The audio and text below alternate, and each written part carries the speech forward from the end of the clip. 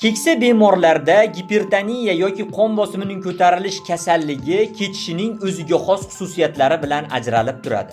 Jumladan, qon bosimini o'lchaganimizda yuqorgi va pastki ko'rsatkichlar o'zaro farq qiladi. Ya'ni yuqoridagi ko'rsatkich juda ham baland, pastki ko'rsatkich juda ham past bo'lishi mumkin. Qon bosimining kun davomidagi o'zgarishlari har xil bo'ladi. Ba'zan ko'tarilib, ba'zan tushib turadi. Shu bilan bog'liq holatda o'rnidan keskin turgan paytda bosh aylanishlar xarakterli hisoblanadi. Ba'zan shifokor oldida normal ko'rsatkich uyda yoki mehmondorchilikda yuqori holatda ifodalanishi mumkin. Umuman shikoyatsiz kechishi yoki shikoyat bo'lganda insu sohasida bosh og'riqlar va umumiy quvvatsizlik bilan xarakterlanadi.